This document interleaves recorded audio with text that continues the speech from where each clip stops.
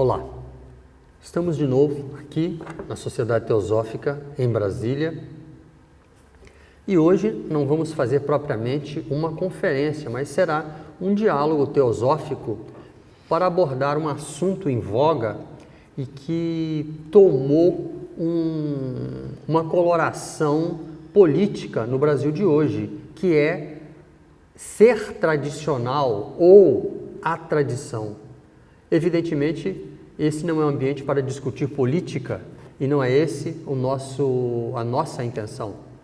Estamos aqui com o amigo e irmão Fernando Gramacini e vamos tratar sobre a importância da tradição, que é um assunto que nos preocupa devido a muitas colocações de que a tradição não é importante ou que ela perdeu o seu valor. Será isso mesmo? E aí, Fernando? Isso incomoda, porque quanto mais em profundidade você sabe o peso da tradição, mais você entende que ela não pode ser obliterada, que ela não pode ser alterada de qualquer jeito, né? Nós estamos numa fase que é chamada Nova Era, que são novas formas de fazer a mesma coisa que se fazia antes. Não novas formas de fazer mudando o que era feito antes. Então, a tradição tem um peso muito grande e fora dela estamos sujeitos aos mais diferentes absurdos, né? Então, eu tenho aqui os 3 lemas da Sociedade Teosófica, da nossa Sociedade Teosófica, que fez este mês 145 anos, né? 101 anos de Brasil e 145 a nível mundial. Os objetivos da Sociedade Teosófica, o primeiro deles e o mais importante é a fundação ou estimular a fundação do núcleo de fraternidade universal. Mas o segundo objetivo da Sociedade Teosófica é encorajar o estudo de religião comparada, filosofia e ciência. Mas, se a tradição não tem valor, como é possível estudar filosofia, ciência e religião se a tradição se perde, é desvalorizada, é desconsiderada? Isto é possível?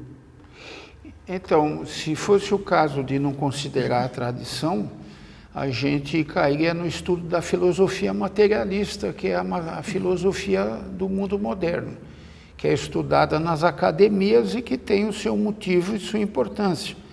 Eles refletem sobre assuntos do ponto de vista material. Quando a gente fala de tradição, nós estamos falando de um conhecimento superior. É chamado de sagrado para diferenciar do profano, no sentido de que é um conhecimento que vai às causas de tudo aquilo que a gente observa. Então, é uma ciência sagrada. Vamos para a definição. O que é tradição? Tradição é uma palavra que vem do latim, que quer dizer entregar, passar adiante. Ou seja, é através da tradição, e eu sei que o Fernando vai falar da tradição sabedoria, da teosofia, ele vai desenvolver isso, mas eu estou falando da tradição num termo genérico e não político. É através da tradição, dessa forma de entregar, passar adiante, que vem de trans, além, adiante, e dare, entregar, dar. É através da tradição que a sabedoria, o conhecimento e a informação é passada para os homens ao longo do tempo nas mais diversas civilizações. Gerações, né? E gerações, bem dito, né? Ou seja, como o conhecimento espiritual poderia ser transmitido se não houvesse uma categorização, uma compilação e uma manifestação através dos diferentes mensageiros das diferentes tradições, seja budista, seja hindu, seja islâmica, seja judaica, seja cristã. Se nós não temos tradição e se ela não é importante, como é que essa linhagem, essa sucessão de mestres faria para que esse conhecimento e sabedoria chegasse aos dias de hoje? Não seria possível. Sim. Não seria possível. E nós vamos fazer algumas diferenciações, até para poder trabalharmos melhor o tema, que uma coisa é a tradição, que engloba a sabedoria. A sabedoria vem através das tradições. A sabedoria chinesa provém da tradição chinesa. A sabedoria vedantina provém da tradição hindu. E assim sucessivamente. Agora, você tem a tradição, você tem o conhecimento, né, que é o ato de conhecer, como a própria palavra indica, né, de origem latina, conoscere, e você tem parte do conhecimento é informação. Fragmentos de informação colocados numa ordem, interligados, formam o conhecimento. E o conhecimento linkado com compaixão, com amor, é sabedoria. Então, esses aspectos têm que ser bem delimitados, porque eles estão interligados e fazem parte desse bojo, né, que é a tradição. E a palavra sabedoria, como bem destacou o Fernando, em uma conversa anterior nossa, tem a ver com o latim sapere, que quer dizer aquilo que tem sabor, ou seja, sabedoria vem de sabor, de saborear, de experimentar. Então, sabedoria e conhecimento são coisas diferentes. É isso? Eu queria, por favor, discutir um pouco esse assunto, porque a Blavatsky, ela fala, uma das fundadoras da Sociedade Teosófica, ela fala da tradição sabedoria. Porque o Oswaldo falou da tradição também do ponto de vista cultural, civilizatório, como as diferentes raças e religiões. Para Blavatsky, tradição sabedoria, essa sabedoria que ela está se referindo é a sabedoria das coisas sagradas. Essas sempre foram e continuarão sendo da mesma forma. Quando a gente usa a tradição, não dá para você pegar a sabedoria divina, que fala sobre a natureza do universo, do homem, da natureza, ela fala de leis, ela fala de causas e não de efeitos. Essa é uma discussão rápida. Quando você tem a causa, você sabe o porquê das coisas. Quando você tem o efeito, você sabe como as coisas funcionam. O porquê e o como são diferentes. Nós estávamos falando de um exemplo, o caboclo sabe que vai chover porque o passarinho voa abaixo. E o passarinho voa abaixo porque aumentou a pressão atmosférica. Então o ar fica mais pesado, ele tem mais dificuldade para voar, então ele voa mais baixo. Então, o efeito do aumento da pressão atmosférica é que faz o passarinho voar baixo. Quando eu falo para alguém, quando o passarinho voa abaixo, vai chover, isso é uma informação. Eu gravei. E eu vou usar isso com o tempo. Vai chover, está voando baixo. Isso aí é parte do processo. Sim. É um fragmento de informação. Claro. Então, é informação.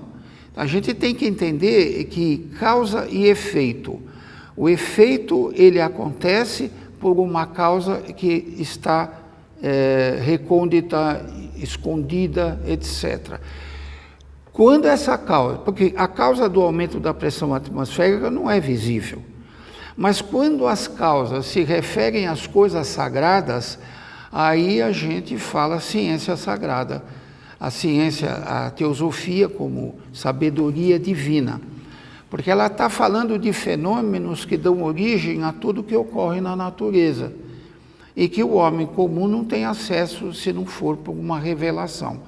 Aliás, a sabedoria divina, ela vem por contato direto de Deus com os homens, dos anjos com os homens e dos homens se elevando até o plano divino, profetas, rishis e etc.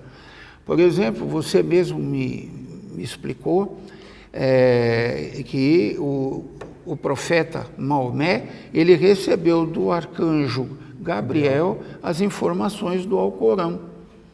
Então, as coisas sagradas, elas são ou manifestadas diretamente por Deus, para poucos, ou pelos anjos ou outras entidades, ou então o homem, numa superação dos seus limites humanos, ele entra num processo de transcendência e descobre as leis do mundo sagrado.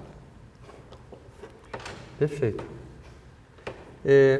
Eu tenho aqui um slide, que vocês vão ver em tela, que fala das duas vias. Os hindus falam que existem vários tipos de yoga, né? Uhum. Cada tipo de yoga, o Hatha Yoga, para o trabalho mais com o corpo físico, preparando o corpo físico para manifestações psíquicas posteriores e superiores, né? O Bhakti Yoga, que é o yoga devocional, o Raja Yoga, que é o yoga mental. Então tem vários tipos de yoga. Por que existem vários tipos de yoga? Porque as pessoas têm diferentes temperamentos. Então são caminhos desenhados para pessoas com diferentes temperamentos. Isto dentro da tradição hindu. O yoga é um dos 6 darshanas, né? É um dos 6 pontos de vista filosóficos da tradição hindu. E aqui nós temos em tela um slide que parece uma brincadeira, mas é uma brincadeira séria. Nós temos um caminho que se bifurca e o cérebro representado com um desenho do lado esquerdo, dizendo assim, é por aqui, coração. E o coração, do lado direito, seguindo a borboleta no ar, indo noutra direção. E entre a bifurcação tem uma placa com 2 dizeres, uma apontando para um lado e outra apontando para o outro. A placa que aponta o lado que o coração está, que o cérebro está indo, diz assim, responsabilidade de adultos. O cérebro está indo para as responsabilidades de adulto. E o coração está indo na direção da placa que aponta coisas inúteis. Então, veja, é um meme, né? É uma brincadeira, é uma gozação, mas é uma coisa séria, porque, ao mesmo tempo, séria. Porque é uma afirmação da importância do racional, excluindo o emocional, excluindo o coração, que é considerado em todas as tradições como o verdadeiro centro do ser humano. Saber, né? Centro do saber, né? Então, é a via mental, que é a via racional, e a via intuitiva, ou caminho cordial. Cordial que tem a ver com cordes, né? Com o coração. Então, de alguma forma, a tradição hoje em dia, ela está sendo vista com olhos da filosofia grega, deturpada, na minha opinião, com certos ramos da filosofia grega deturpada, na minha opinião, de que a tradição é uma coisa obsoleta. houve um desligamento do aspecto de sabedoria da tradição e uma ênfase na via racional. Sim. Com as ideias marxistas, leninistas, materialismo dialético, mas não é só etc. isso, as novas práticas de ocultismo, né? Que vale tudo, não tem critério, né? Então, a gente tem visto muito exagero de pessoas que, por exemplo, é o caso de Kundalini Yoga, né? Que todo mundo fica falando de Kundalini Yoga, que é uma coisa sagrada, usando de qualquer jeito, inclusive para fins sexuais, né? Então, isso que é o ponto que você pedi para você continuar expondo. E dentro dessa negação da tradição, que é base de estudos da sociedade teosófica, sim, porque não é possível estudar religião, filosofia e ciência excluindo a tradição, isso é impossível, né? Dentro dessa negação da tradição existe toda uma onda de anti-gurusismo.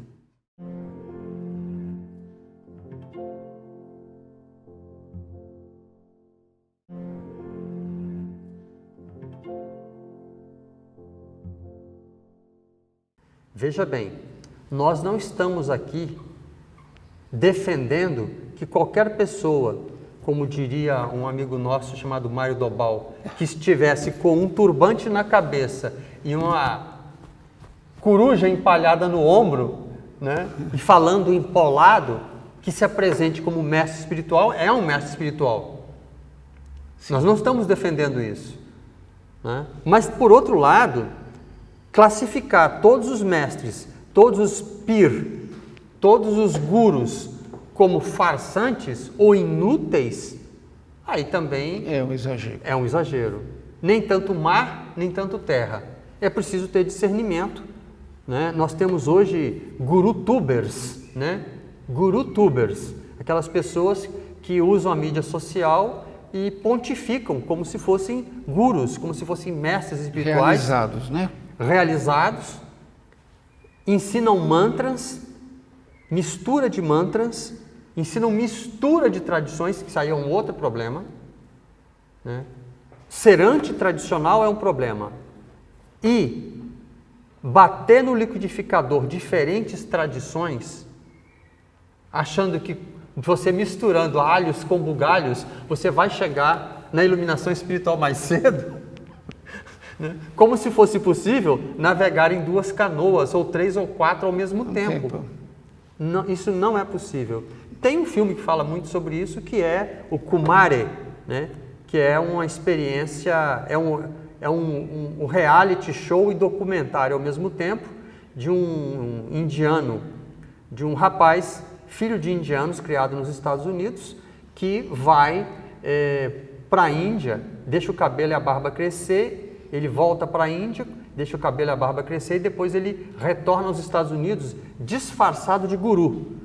E ele monta um ashram e fica assim de seguidores e adeptos. Mas o objetivo dele não é enganar as pessoas, é mostrar a dependência que as pessoas têm de gurus, né? E como elas são enganadas. O que não quer dizer, pelo fato de que existam gurus falsos, que não existam gurus verdadeiros. Qual a palavra? Eu queria fazer uma reflexão para aqueles que nos assistem, que é a seguinte. A Blavatsky se pergunta na doutrina secreta quando é que surgiu essa ciência sagrada. Ela fala que surge com Adão, que ela surge desde o começo da humanidade. Então, o que a gente tem que entender, a dimensão e a importância desse conhecimento, é que a ciência sagrada, ela se manteve de 2 formas na humanidade. De uma forma alegórica, que são as religiões, e de uma forma interna, que são os mistérios. Todo mundo aqui já deve ter ouvido falar na tradição dos mistérios. O que significa isso?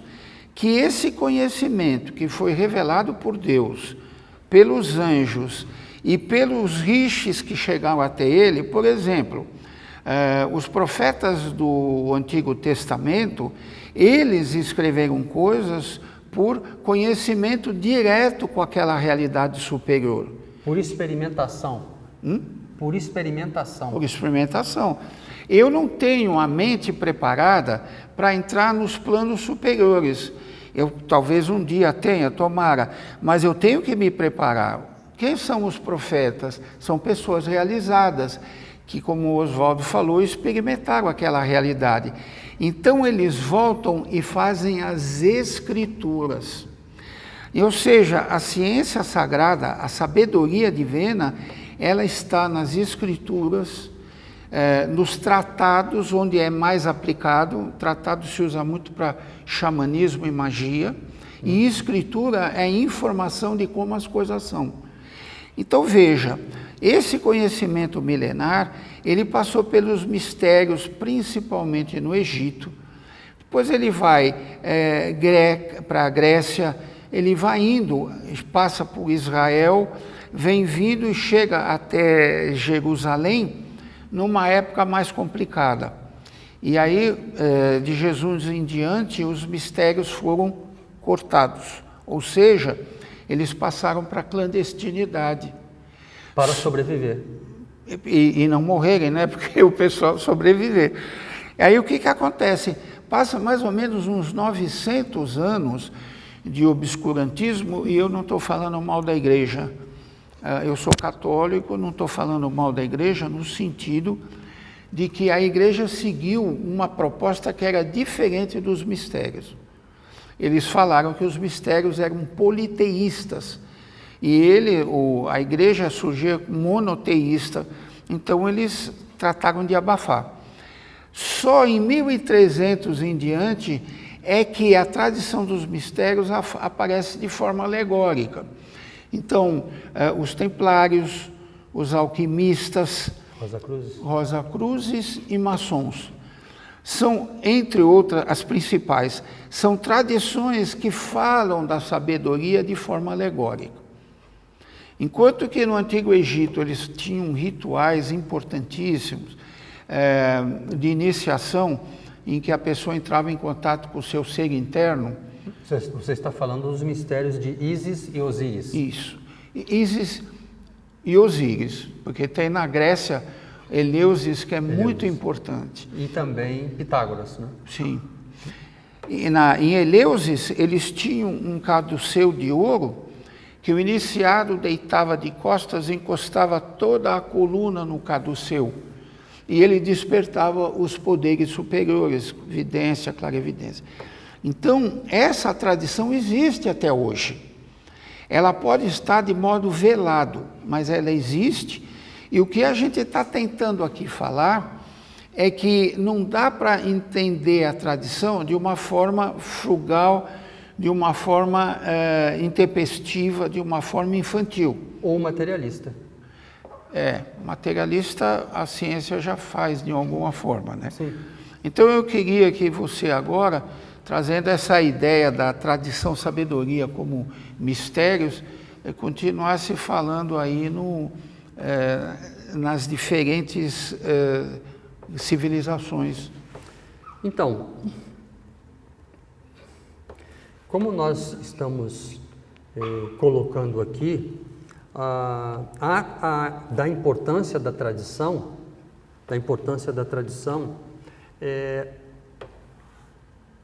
são essas tradições, até do ponto de vista meramente material, e nós estamos querendo enfatizar o aspecto espiritual das tradições. Mas mesmo do ponto de vista material, são essas tradições, esse saber, esse conhecimento experimentado, combinado com o amor, que é sabedoria, porque conhecimento sem amor é meramente um conhecimento técnico, não é?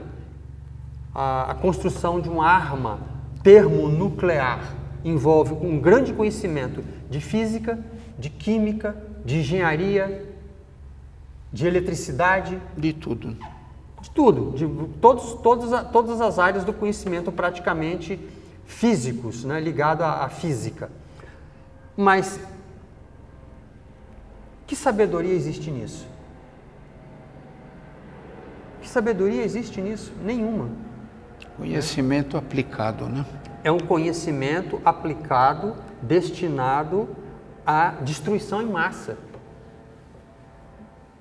É completamente desprovido de sabedoria. Sim. Né? Mas nós estamos tentando enfatizar o aspecto espiritual das tradições, mas, mesmo do ponto de vista, como dizíamos, material, ela tem uma importância, porque é através da tradição que chegaram, dessa tradição que chegaram a nós. Na tradição hindu, os Vedas, os Upanishads, os 6 pontos de vista filosóficos, os épicos como o Mahabharata, o Ramayana, o Gita, que é parte do Mahabharata, os Shastras, os códigos de lei, foram compilados através do tempo. A literatura hindu, como o Panchatantra, a poesia, a medicina ayurvédica, com todas as suas derivações, as ciências, os nossos números, que são indo-arábicos. Como os números indo-arábicos chegariam a nós se não houvesse a tradição árabe e a tradição hindu? Foi a tradição árabe que serviu de ponte entre o Oriente e o Ocidente, trazendo conhecimento da China, da Índia, da Pérsia, ao norte da África, até a Espanha, entre outras coisas, uma grandíssima influência na medicina, como o cânone de medicina de Ibn Sina, que foi utilizado durante mais de 500 anos como o principal livro médico, enciclopédia médica do Ocidente. Então, essas tradições, em determinado momento, estou falando do ponto de vista filosófico e científico, em princípio, foram elas entrecruzadas que produziram o mundo ocidental moderno. E agora, nós olhamos de cima dos nossos óculos para as tradições e dizemos, não, a tradição não serve, as tradições não servem, podemos demolir as tradições. É assim? É isso? Eu não acredito. E nós, parece-me que não acreditamos nisso. Não. É por isso que estamos falando a respeito. É por isso que estamos falando a respeito. E, mais uma vez, eu chamo a atenção sobre a questão dos mestres. Existem muitas pessoas se passando por mestres, existem muitos pseudo-gurus, pseudo-mestres espirituais por aí. Mas o fato de existir moeda, dinheiro falso, quando você diz, não, essa nota de real é falsa, quando você diz, essa nota de real é falsa, implicitamente você está dizendo que existe dinheiro que é verdadeiro. Sim. Então, quando você diz que um guru é falso, é porque existem gurus verdadeiros. Mas é lógico, aí cabe discernimento. Não é por conta do turbante ou da coruja empalhada no ombro que você vai tecer loás e baixar a cabeça para mestres ou pessoas interessados em dízimos e coisas do gênero. É interessante falar um fenômeno relativamente recente na humanidade, que é o advento do Sr. Ramakrishna, na Índia. Porque o Ramakrishna, ele se realizou nas principais religiões e tradições que existiam na Índia. Isso é dificílimo, você pegar o conhecimento externo, entrar no conhecimento interno, passar pelas práticas e se realizar na sabedoria divina dentro daquela linhagem. Nas diferentes tradições. Isso. Dessas linhagens. Ele fez em várias. Quando eu tive a oportunidade de ir na Índia, eu fui no templo do Sr. Ramakrishna, em Chennai, antiga Madras, um templo grande, no meio tem uma estátua em tamanho natural dele, e vão gente de todas as tradições. Por quê? Porque ele falava para todas as tradições diferentes. E ele foi um realizado, né? Um homem que entrava em Samadhi assim, da noite para o dia, uma história interessantíssima. E um dos seus principais discípulos foi o Vivekananda. Ele trouxe para o Ocidente, em Chicago, né, 1890 e pouco, tinha um encontro em Chicago sobre as religiões. Congresso, né, Internacional das Religiões. E aparece um hindu com roupas todas específicas e começa a falar de uma nova tradição. Então, o que eu queria ressaltar uma coisa. Sim. Você tem nas tradições, a que mais se separa delas é a tradição chinesa. Por quê?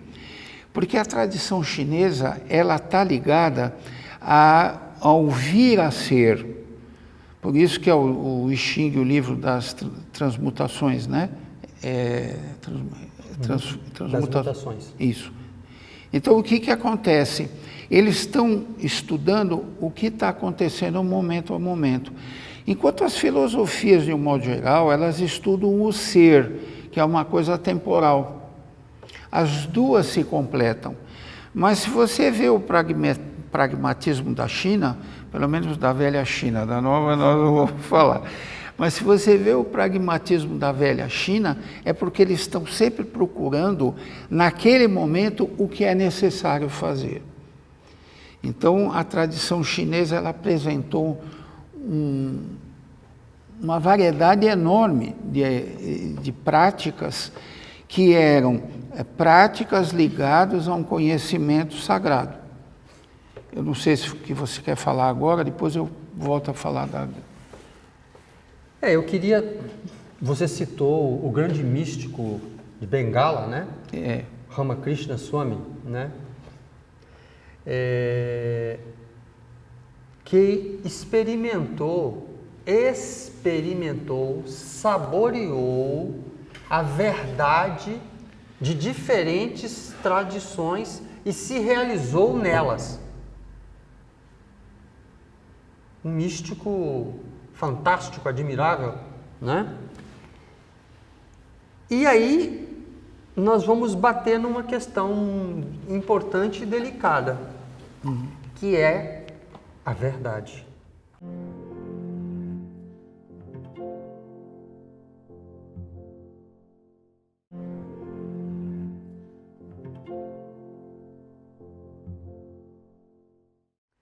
Então, Fernando, você mencionou o grande místico de Bengala, Sri Ramakrishna Swami, e é interessante porque ele atingiu a autorrealização, ele saboreou, ele experimentou a verdade seguindo a metodologia de diferentes tradições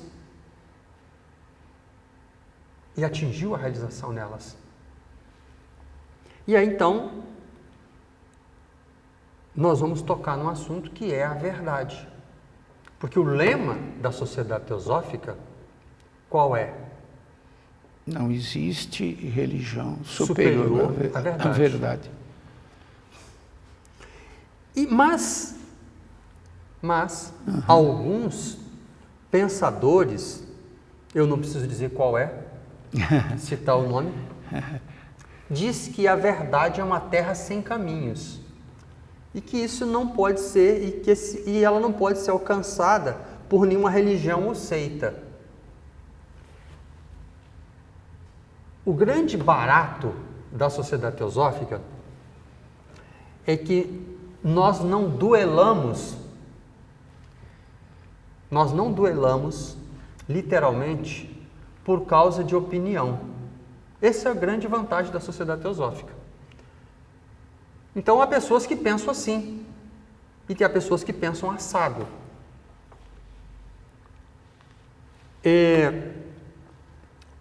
As pessoas que pensam dessa forma, de que a verdade não pode ser atingida por nenhuma seita ou religião, eu estou supondo que elas estão se propondo a alcançar a verdade por esforço único, próprio e individual,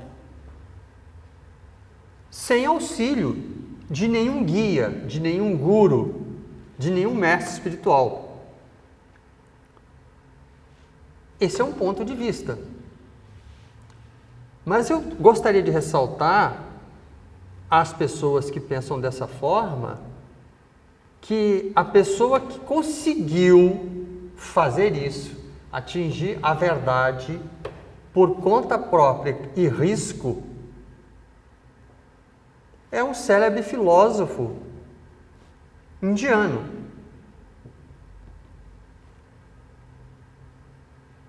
Temos nós a mesma capacidade, força de vontade, perseverança, acuidade mental, discernimento e aplicação desse filósofo indiano? Nós temos? Podemos nos comparar a ele? Eu não. Nós podemos comparar com ele no sentido de que ele era humano e nós também somos. Mas o meu amigo Fernando, felizmente para ele, é completamente diferente do Oswaldo. E vice-versa.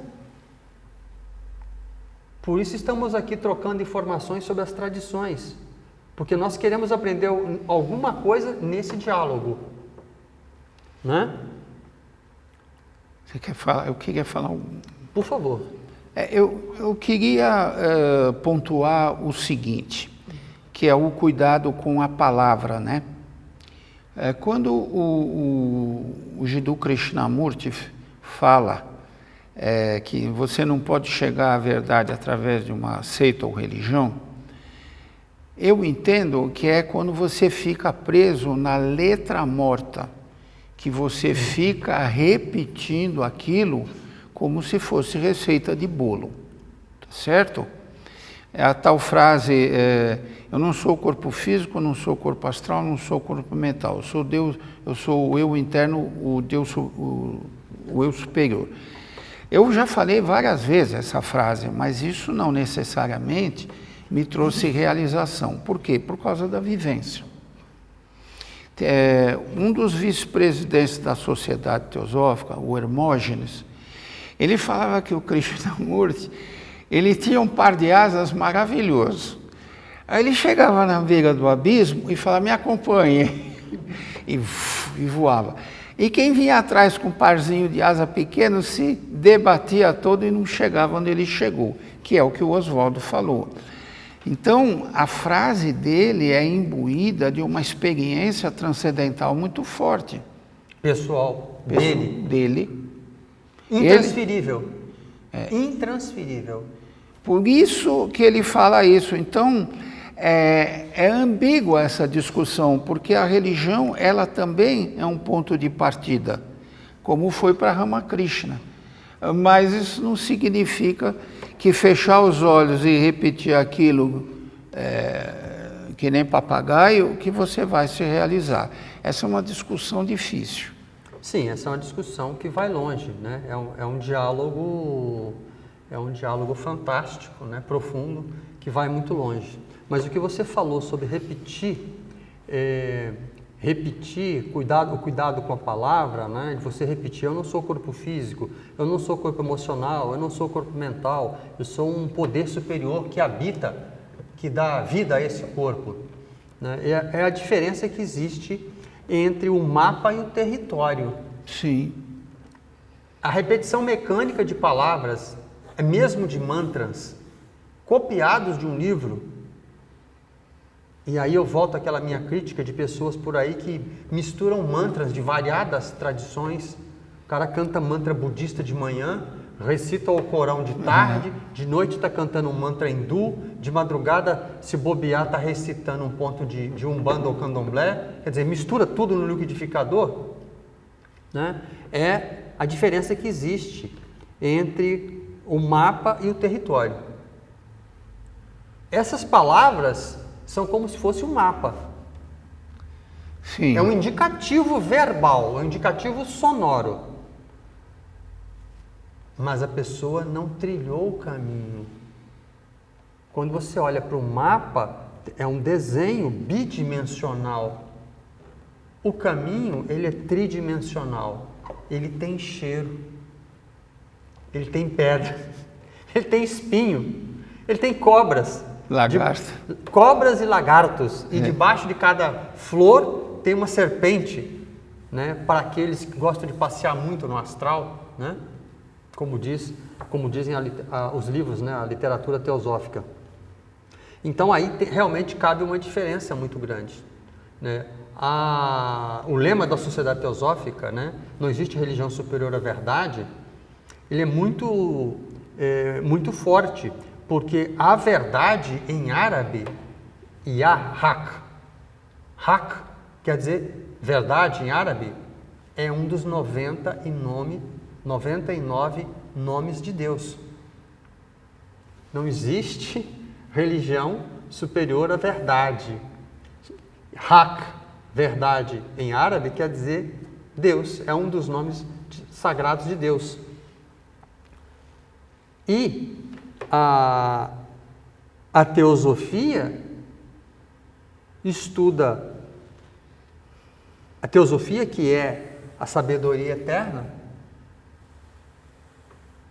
estuda as tradições, mergulha nas tradições, e nem poderia ser de forma diferente, porque a verdade, não só a verdade factual, mas a verdade transcendente, está nas tradições. Está nas tradições, né? E como você disse, repetir mecanicamente expressão desse ou daquele mestre não leva a lugar nenhum.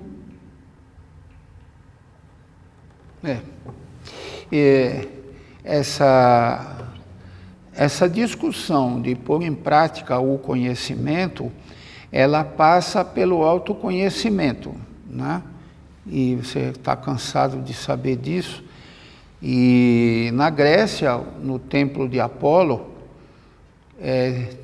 tinha o portal do templo, onde fazia o sacrifício, não, né? Os trabalhos. Os rituais? Estava escrito: homem, conhece-te a ti mesmo. E quando ele era iniciado nos mistérios, tinha o resto da frase: e conhecerá os deuses e ao universo. Então, o que a gente tem que entender é que existe uma diferença entre a filosofia. Por exemplo, antes de Descartes, os professores das universidades, que eram poucas, eles só podiam dar aula de uma matéria se ele tivesse experimentado e vivido aquele conhecimento. Provado, saber, provou. Agora, falar como professor, né, que professa uma coisa, sem necessariamente ter vivido aquilo, não dá bons frutos, não dá bons resultados, tá certo? Então, o que acontecia nos mistérios? A pessoa passava por experiências, né? Inclusive lá em Delfos, que eu tive a oportunidade de ir, tem a mesa do sacrifício. Essa mesa do sacrifício, ou um altar, é o lugar onde eram feitas as coisas sagradas, que tem magnetismo. A hóstia, as coisas sagradas que têm o seu devido fim, que são reservadas para aquilo, elas têm uma energia própria. E essa energia própria é transferida ao neófito quando devidamente encaminhado. Então, de posse dessa energia e dessa vivência, desse ritual, ele passava por uma mudança de estágio de consciência. Isso que é importante a gente entender, que não é só a informação, tem toda uma energia envolvida que, sendo absorvida pela pessoa, favorece a mudança do estado de consciência. Nessa mudança é que a pessoa começa a experimentar a verdade. Muito bem. Então, Concorda? Nós estamos chegando ao fim desse diálogo teosófico, vamos dizer assim, né, que tem por título A Defesa da Tradição. Né? É bem verdade que, segundo a tradição hindu, que nós estamos no Kali Yuga, né, a idade das trevas ou do conflito, que é a idade onde apenas 1/4 da lei cósmica é cumprida, né, é seguida. Exatamente por isso que há uma aparente decair das tradições. Sim. Então, mais uma vez, cabe aos estudiosos de filosofia e religiões comparadas observar a origem e também não deixar de defender esses aspectos tradicionais no sentido mais espiritual possível da palavra, porque fora da tradição corre o risco de se cair na anarquia, na fusão de tendências diversas, diferenciadas, dispersas, ou na apresentação de pseudo-gurus e, talvez o pior, a negação dos verdadeiros gurus. Então, a nossa intenção, nosso papo, o nosso diálogo aqui é nesse sentido, em defender a tradição, porque é através dela que nós estamos hoje sentados aqui. Palavra final do nosso amigo e irmão Gramaccini. Não sei se é final, eu só queria comentar a nível de referência que existem 4 graus da relação do ser humano com o poder. Então, o primeiro são os teurgos, são aqueles que entram em contato com a obra divina, com o plano de evolução divino, que na sociedade teosófica a gente chama mestres de sabedoria. Depois você tem os sacerdotes, que pegam esse conhecimento que os teurgos passam para suas correntes ou para o mundo, e eles executam os rituais que existem. A missa é um deles, né? Jesus passou o mistério da missa e até hoje tem, na consagração da hóstia, tem um conhecimento que vem dessa teurgia, ciência sagrada. Depois você tem os sacerdotes, depois você tem os xamãs. O xamã é um ser que vive mais em contato com as energias da natureza. E existiram grandes xamãs, homens de muito poder. E depois o feiticeiro ou aprendiz de feiticeiro, que pega o que o xamã ensina e aplica de qualquer forma, que é os que denigrem a tradição, tá certo? Uhum. Então, o que a gente tem que entender é que a teurgia e os sacerdotes, eles estão em fórmulas que são ditas fechadas, ou seja, formas que se repetem sempre da mesma forma, que elas têm uma origem superior. Para baixo, os xamãs e feiticeiros, vale tudo. Se o xamã não é auto-iniciado, ele pode usar as energias da natureza, que nem a bomba atômica que você falou. Pode pegar uma energia e usar para o bem ou para o mal, tá certo?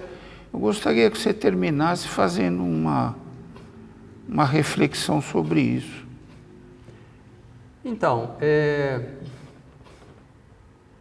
o Fernando, como lhe é afim, e ele tem uma ligação muito grande com a tradição dos mistérios, né? E pode parecer estranho às pessoas falar em mistérios, mas quando Jesus disse que ensinava aos discípulos, né, falava aos discípulos, né, dava a conhecer aos discípulos os mistérios do reino de Deus, ele atestou que existia aí uma linhagem, um discipulado, né? Se ele tinha discípulos, é porque ele era o mestre. Ele era um guru.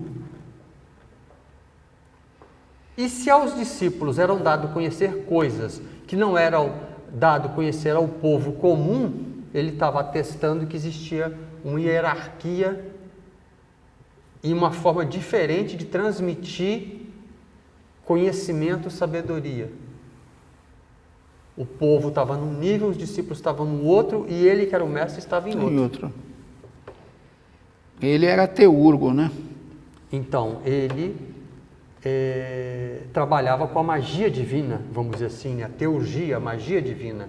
Operava forças de nível espiritual altíssimo, né? Então, o Fernando tem uma afinidade muito grande com a análise desse tipo de trabalho. Eu procurei dar um enfoque um pouco mais